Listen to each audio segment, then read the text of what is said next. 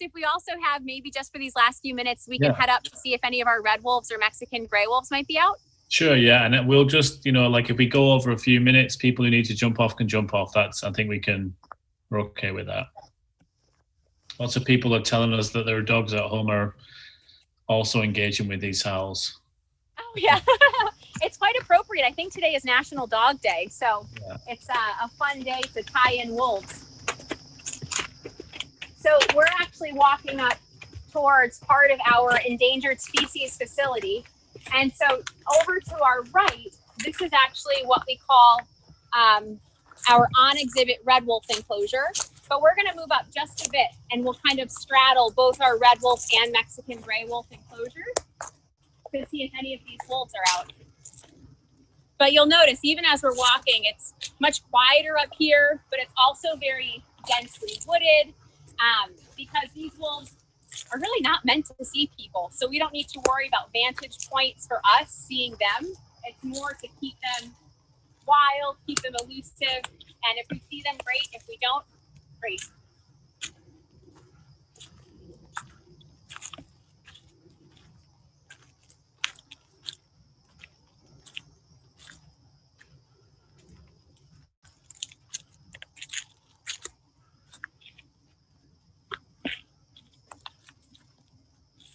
So this enclosure up here is home to 2 Mexican gray wolves. Oh, you'll see one moving if you come up, Chris.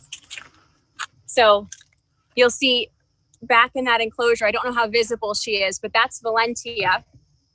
She's a Mexican gray wolf. And she lives in here with Diego. He's her mate. They have not had pups, so they're not actually a breeding pair. Oh, she's coming a little bit closer to us. Here, we'll stop talking just to be. So you'll notice she's sniffing the air. She's quite aware we're here. And so this is an endangered Mexican gray wolf. And we'll back up just a bit just to give her some space because, again, we don't want to encourage these wolves to approach people. But this is Valentia. And you'll notice she's quite striking. She's also quite small in size. Mexican gray wolves are the smallest subspecies of gray wolf in North America, but they're also the most genetically distinct. Remember, they descend from just 7 founders. And you'll notice she's sniffing at the air. Wolves have, of course, a variety of senses that they use to distinguish. And so howls are great to communicate, but their nose is really quite advanced, and they can pick up scents much better than we can. Scientists actually estimate that their sense of smell is 100 times better than ours. And we'll back up just a bit more just to leave her with some space. Again, we really do everything we can not to encourage these wolves to approach people at all. Yeah, it seems like thanks so much for this. It's amazing to listen to them and see them and I think everyone's commenting in here, Regan, just on how fantastic you've been and the center is in terms of the work that you're doing. Thank you. I think the center's I'm biased, but I think the center is quite great as well. So I'm glad others agree.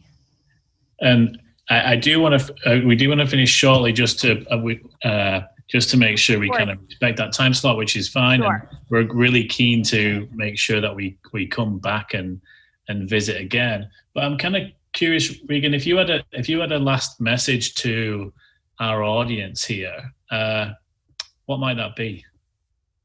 I would really just encourage everyone to kind of assess their life and how they can, better support wolves at home. If you really enjoyed tonight's program, if you're a supporter of Raincoast or a supporter of the Wolf Conservation Center, maybe think about how you can take your support a step further, whether it's